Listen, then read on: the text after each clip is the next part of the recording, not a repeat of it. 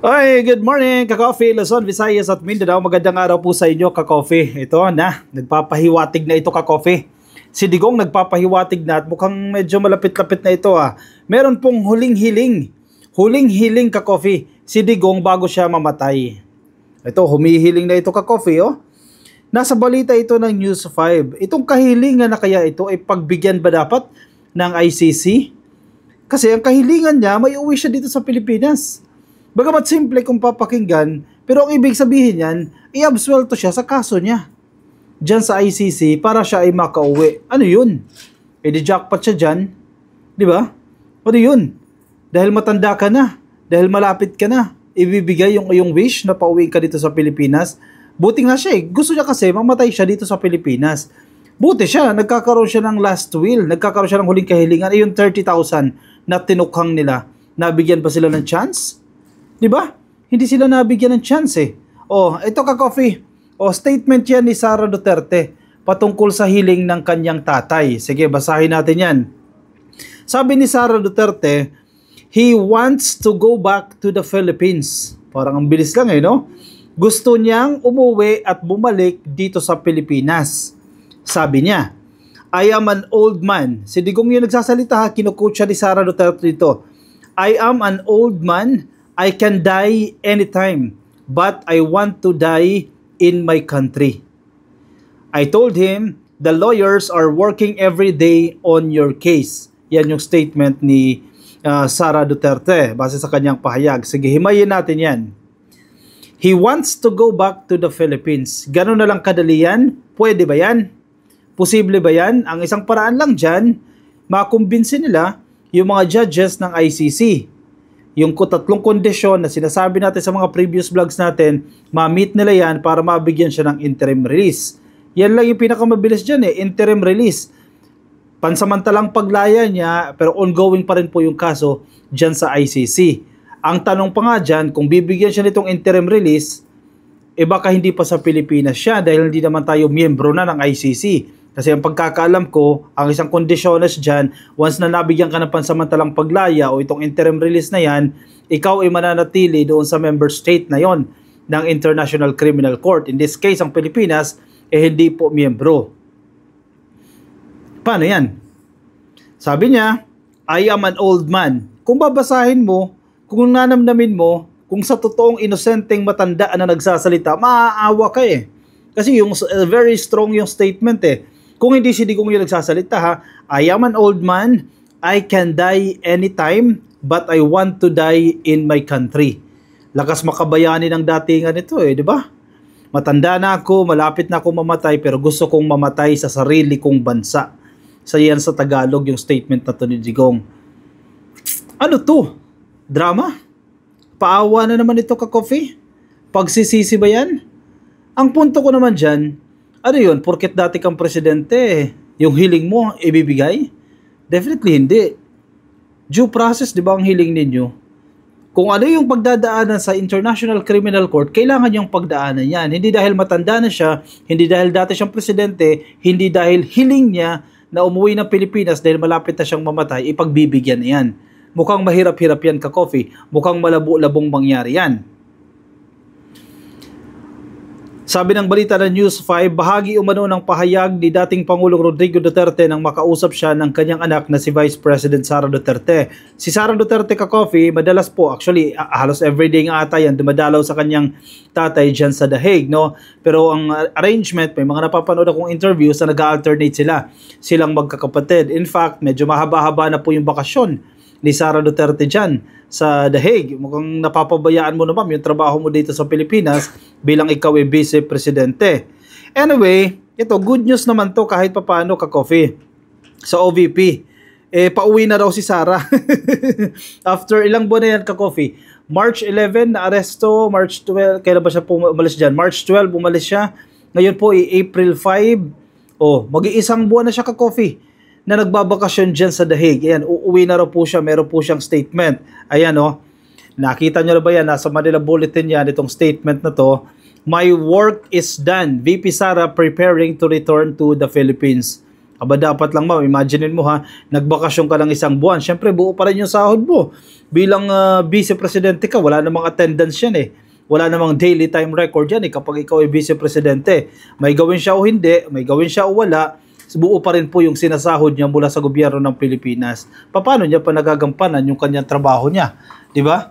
Dito sa Pilipinas. Pero anyway, good news yan sa mga taga-OVP, magkakaroon na ulit kayo ng boss dahil pauwi na po siya. Tapos na raw po yung kanyang trabaho. Sabi po sa headline na ito, balita po ng Manila Bulletin, my work is done. VP Sara preparing to return to the Philippines, na medyo matagal na. Long overdue na itong pag-uwi na yan. After almost a month, Vice President Sara Duterte is now preparing for her return to the Philippines. Baka gusto na atang may salubong pa pagdating sa Pilipinas saying she has already completed her tasks in The Hague, where she has been supporting her father, former President Rodrigo Duterte, who is detained at the International Criminal Court Detention Center. So sinong papalit sa kanya? Si Kitty muna. 'Di ba? Si Kitty muna o kaya si Pulong Duterte, kasi si Pulong Duterte, meron naman siyang travel order. Na-approve po yung kanyang travel order ng House of Representatives na mamamasyal ata to sa 16 countries. Nagtataka tayo dyan. Bakit sa 16 countries? Bakit 16 countries yung hiningian ng request ni Pulong? Anong gagawin? Posible kasi din, mga decoy lang yan eh. Ang tingin ko dun sa 16 countries, definitely, hindi niya naman pupuntahan yung 16 countries na yan eh. Ang tingin ko dyan, pang-inis lang yan eh. Nililito lang nila. Mayroon silang nililito kasi may mga teorya na mukhang maghahanap ng paraan yan, hihingi ng tulong sa iba't ibang world leaders or magtatago ng kayamanan. Hindi natin alam, no? Yan yung mga teorya nila dyan. O baka may investment o kung ano man yan. Hindi sa 16 countries na yan. Yung iba dyan, panggulo lang. Pampadami lang ba? Diba? Kaya yan ang hiniling nila. Kasi halimbawa, humiling yan ng 3 countries lang. E di yung kalaban nila, ma-identify agad. Okay, baka may investment sa ganitong country. O baka kaya pupunta siya dyan dahil hihingi ng tulong dyan sa presidente ng bansa na yan para mapaalis yung kanyang tatay dyan sa ICC. Siyempre, kailangan nilang, kumbaga decoy ba, kailangan nilang guluhin yung kalaban nila. Kaya 16 countries yung hinihian niyang authority o travel authority. Si Baste, nakita niyo na ba si Baste? Ako hindi ko pa nakikita si Baste na dumalaw dyan sa The Hague. Hindi ko lang napansin. Baka nagpunta na dyan, nagtatago lang siya. Pero mahirap makalusot eh. Sa dami ng OFW na nagvi-video, nagva-vlog sa harap ng The Hague, malalaman at malalaman mo kung pumasya lang isang individual dyan. Kasi mapipicturean at mabivideohan. Pero wala pa ako nakikita na Baste Duterte na dumalaw dyan sa The Hague. Speaking to reporters in The Hague, Duterte said her father's legal and personal needs were already addressed. Ayan, yun naman pala. Yun naman pala ang trabaho ni Inday dyan. Matiyak na yung personal needs niya, yung Coke Zero, kompleto na. Dahil okay na, sige na, pwede siyang umuwi. Tapos na yung trabaho ko dito, sabi ni Inday. Yung kita ninyo kanina, pinasok ko na naka-green na envelope, yun yung huling document na hinihingi sa akin galing sa ICC Detention Unit. Ano kaya yun? Sabi ni Sara, according to the Vice President, the family has already made arrangements as their father remains under ICC custody. There is already a system for the family with regard to the visiting here in the detention unit, sabi ni Sara Duterte. Personal na nila yan. Kung paano yung kanila magiging estilo, every other day ba or every day may dadalaw na anak, kanilang ano na yan, ka-coffee. Karapatan na nila yan. I am excited to go home. Ayan, OVP, oh. Excited to go home na raw po ang amo ninyo. Magkakaroon na po kayo ng boss finally. After 1 month na bakasyon, may boss na ulit kayo dahil pauwi na yan. I'll just book the travel arrangements to go home, sabi ni Sara. Duterte's sister Veronica and her mother Hanilet are currently in The Hague with the Vice President. Her brother, Congressman Paulo Duterte, will arrive soon, followed by Davao City Mayor Sebastian Duterte. Ayun niya. Kaya pala, hindi pa naman talaga nagpupunta dyan si Baste Duterte dyan sa The Hague. At si Pulong naman ay papunta pa lang. Kaya magrarelyebo. Total, nandiyan naman si Kitty at si Hanilet. Ayun, wala naman trabaho. Hindi naman mga opisyal ng gobyerno yan. So kahit dyan sila manatili. At US citizen naman yan, si Kitty. No? So walang problema dyan. Yung problema, yung mga pasahod ng gobyerno. Alam mo, ito si Pulong.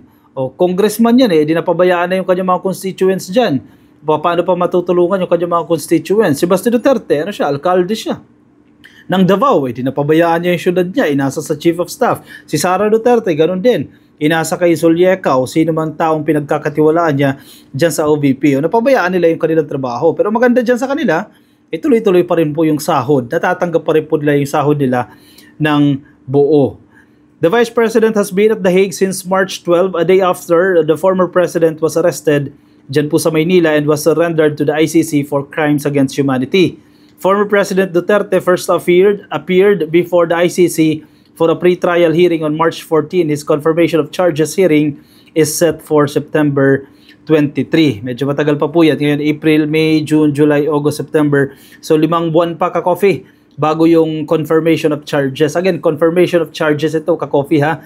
Hindi pa yan yung presentation of evidence. Kumbaga pleading pa lang yan. Ano ba si guilty ba siya o hindi siya guilty dito sa mga kasong isinampa sa kanya? Medyo mabagal-bagal po ang proseso dahil, again, confirmation of charges lang yan, 6 months pa after na maaresto siya dyan sa ICC. So medyo mabubulok talaga si Digong dyan sa ICC unless magawa ng paraan nila, napakahusay ni Kaufman ng kanyang abogado at makuha nila itong interim release.